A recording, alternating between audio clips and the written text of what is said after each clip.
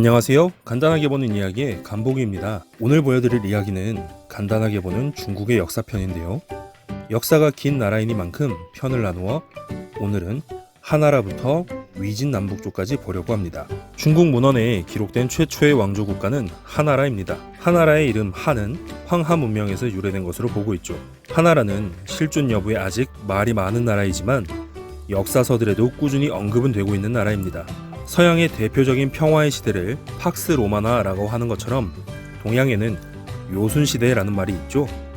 이 중 순임금이 우임금에게 나라를 물려줘 우임금이 세운 나라가 하나라입니다. 또 마지막 왕인 걸왕이 유명한데요.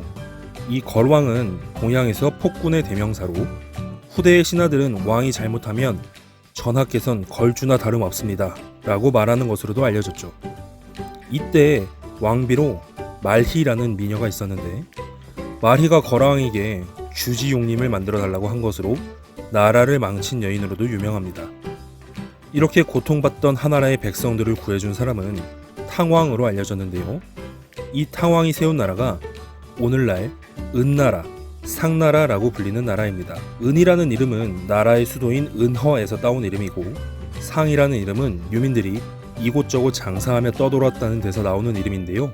오늘날의 상업, 상인할 때의 상이라는 글자의 유래이기도 하죠. 이 상나라가 공식적으로 중국 최초의 왕조라고 인정받는 나라인데요. 세계사책에 뻑하면 나오는 갑골문으로 외워야 하는 이 상나라가 망할 때 왕이 주왕인데 하나라의 걸왕 때 말희가 사치를 부리고 나라를 망하게 했다는 것처럼 주왕 또한 옆에 달기가 나라를 망하게 했다는 것도 유명한 이야기인데요. 중국의 여러 신화와 이 시대를 묶어서 다룬 봉신연희가 유명한 창작물이기도 하죠. 이 상나라가 망하고 나서 나오는 나라가 주나라의 탄생인데요. 주나라는 상나라의 제후국 중 하나였는데 상나라가 막장으로 치닫자 결국 전쟁을 하게 되었고 모기아의 전투를 통해 상나라를 망하게 하고 나라를 세웁니다. 이때 등장하는 사람들이 성군의 예시로 자주 나오는 주문왕, 주무왕, 그리고 똑똑한 사람이자 때를 기다릴 줄 아는 사람이자 세월을 낚는 낚시꾼 할아버지로 유명한 강태공 등이 있죠. 주나라는 나라를 세우고 자신의 혈족에게 땅을 나누어주며 그 땅의 왕으로 삼는데요. 중앙의 주나라를 대장으로 나머지 나라들이 또 존재하는 건데 이를 봉건제도라고 합니다. 나누어진 땅을 받은 왕들은 치고받고 하면서 힘을 키우는데요. 특히 이민족이 주나라의 수도인 호경을 점령하자 낙양으로 수도를 옮긴 후로는 주나라가 다른 나라들을 통제할 힘을 잃게 되며 춘추의 시대가 시작됩니다. 이때 엄청 많은 나라들이 등장을 하는데요. 이 중 가장 강했던 5개의 나라를 춘추오패라고 합니다. 이 시대에 나타난 사람 중 후대의 사람들을 엄청나게 괴롭히는 사람들이 나타나는데요. 바로 공자와 노자입니다. 그래도 제나라의 환공, 진나라의 문공, 초나라의 장왕, 오나라의 함녀, 부차, 월나라의 구천, 비운의 남자 오자서라던가 손자병법의 손무, 중국 4대 미인 중 한 명인 서시, 제갈량이 항상 자신을 빗대 이야기하는 관중이라던가 하는 재미있는 이야기들도 있는 시기이죠. 이후의 시기는 전국시대인데요. 이 시기의 시작은 학자마다 다르게 여기고 있습니다. 진나라의 여공공이 즉위한 시점, 진나라에서 조간자, 위환자, 환강자가 각각 조나라와 위나라와 한나라를 세운 시점, 태공망이 물려받은 나라인 제나라의 성씨가 강씨에서 전씨로 바뀌는 시점 등을 가지고 이야기하기도 합니다. 다양한 설이 있지만 핵심은 각 나라의 제후를 임명하고 통제할 수 있던 주나라가 힘을 상실하고 봉건제도가 무너진 때로 보면 될 것 같습니다. 전국시대는 춘추시대와는 다르게 타국가를 멸망시키려는 의지를 가지고 있다는 점이 큰 차이인데요. 소국들을 점점 멸망시키며 7개 나라들이 살아남았고 이 나라들을 전국칠웅이라 부릅니다. 이 전국시대는 치고받고 싸우다 보니 인물들도 참 많이 등장하는데요. 일단 춘추시대와 합쳐서 제자백가라던가 또 제갈량의 수식어 중 한 명인 악의라던가 삼국지 시대의 전국 옥새로 유명해진 화씨지벽, 하자의 고사를 가진 인상여라던가 기, 전, 파, 옥으로 대표되는 최고의 장수들이 이 시대의 대표 인물들입니다. 이 전국시대는 문자와 도량형을 통일하고 책을 불태우고 학자들을 파묻고 불로 쫓았다가 돌아가신 차이나의 근본 진나라에 의해서 통일되는데요. 이 통일전쟁의 시기를 다룬 킹덤을 참 재밌게 보고 있는데 언제 천하 통일을 할지. 여담으로 이 만화 주인공인 이신은 삼국지 게임을 즐기신 분들이라면 아실 이광의 활의 주인 이광의 선조이기도 합니다. 후대에 당나라를 세운 이세민도 이신의 후손이라 주장했죠. 어쨌든 진나라는 다들 알다시피 2대 황제인 호해가 환관 조구와 함께 나라를 말아먹다가 중국 역사상 최초로 시해를 당한 왕이 되고, 지나치게 가혹한 나라의 법에 먹고 살기 힘들었던 진승과 오광이 사람을 모아다 안을 일으키는데요. 이 때문에 최초로 중국을 통일한 진나라는 흔들리고 마지막 왕인 진나라 왕 자영은 왕위에 오른 지 고작 45일 만에 유방에게 항복을 하고 뒤이어온 항우에게 신한대학살을 당해 멸망당해 버립니다. 그리고 이제 유명한 초한지의 시대가 되어 패왕 항우는 폐하에서 마지막 전투를 벌이고 시대는 유방과 전한으로 기울게 되죠. 천하를 통일한 유방은 초한의 시대부터 수많은 에피소드를 남기고 이민족인 흉노와 맞붙게 되는데, 흉노의 명군 목돌에게 털려서 나라 말아먹을 뻔하고 각지에서 일어난 반란들을 진압하다가 화살을 맞아 병에 걸려 사망하게 됩니다. 유방의 사후 아내였던 여후가 권력을 잡아 여씨일족이 한나라를 좌지우지하다가 주발을 비롯한 신하들에 의해 패퇴했고, 이후엔 문제, 경제, 무제의 시기를 거쳐 나라가 융성해집니다. 이 중 경제는 중산정왕의 후예 유승의 아들 유비입니다 라고 할 때 나오는 중산정왕의 아버지로 유명하죠. 그리고 무제는 드디어 흉노족을 박살낸 황제입니다. 이 시대엔 한국의 독립투사라고 불리는 우타구치 렌야의 먹을 게 없으면 현지에서 약탈해서 조잘한다 를 실제로 실현한 희대의 슈퍼깡패 곽법영과 위청, 이광 같은 명장, 그리고 실크로드를 발견한 장건 등이 유명한데요. 무엇보다 무제는 한국 입장에선 고조선을 멸망시킨 황제이기도 합니다. 그런데 그렇게 잘 나가던 한나라는 망탁조이의 한 사람 왕망에게 잠깐 망해버리는데요. 제나라의 마지막 왕 전건의 후손이 성을 왕씨로 바꾼 집안에서 태어난 왕망은 권력을 잡고 한나라를 멸망시키며 신나라를 세우는데요. 이후 안으로는 폭정을, 외부로는 흉노나 고구려, 서역 등과 전쟁을 하다가 유현과 유수로 대표되는 인물들의 반란에 곤양대전에서 털리고 사망합니다. 그리고 이 유수가 한나라를 새로 세웠다는 평가를 받는 후한의 광무제가 되죠. 광무제는 징병제에서 모병제로 바꾸고 관료체계를 간소화하고 오수전으로 대표되는 화폐제도를 정비했으며 낭랑군을 정복, 마원이라는 명장을 통해 강족과 교지를 제압하기도 하고 남흉노의 항복을 받기도 하는 등 엄청난 성군으로 인정을 받습니다.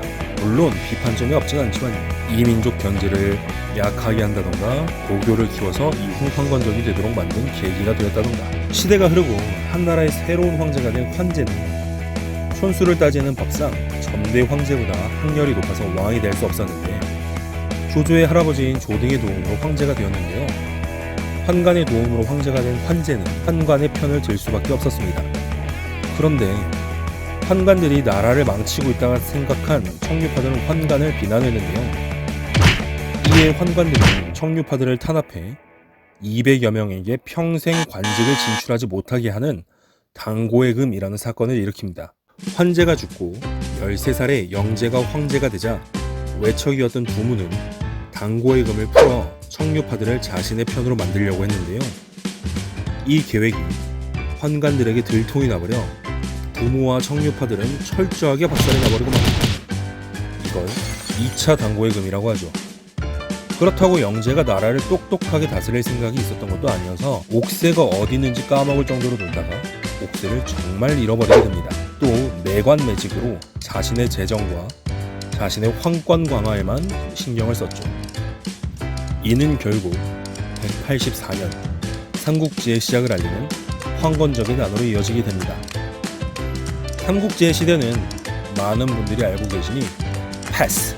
다만 이 삼국지 시대에 조조, 유비, 사마이 이런 사람들보다 후대에 훨씬 더 영향을 끼친 두 명의 인물이 있는데요.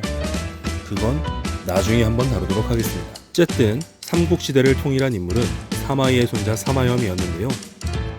사마염은 총나라와 오나라를 통일하여 진나라를 세웠는데 천하통일을 한 후에 안심을 해버린 건지 그때부터 미친듯이 놀기 시작합니다.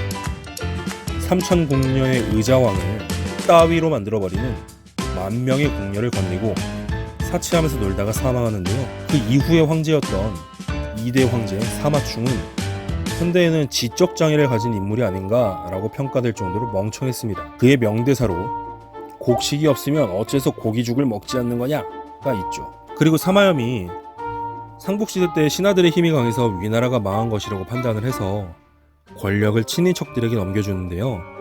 이 친인척들은 자신들이 권력을 더 잡으려고 팔왕의 난이라는 것을 일으켜 나라를 더욱 부패하게 만들어버립니다. 그 결과 사마염이 삼국시대를 통일한 뒤 30년이 지나고 무려 400년 동안의 중국 최악의 시대라고 불리는 5호 16국 남북조 시대가 시작돼버리고 맙니다.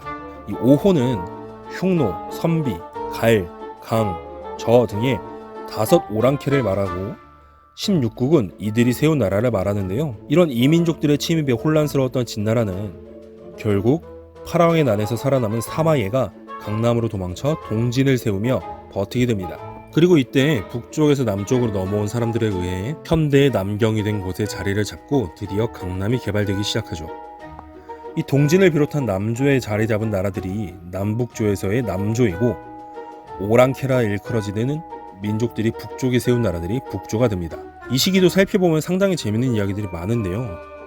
우선 바로 이어지는 남조를 보면 비수대전이라는 전투를 통해 87만의 대군을 겨우 수만으로 물리친 동진의 효무제 사마요는 후궁인 장귀인에게 너도 이제 늙었네.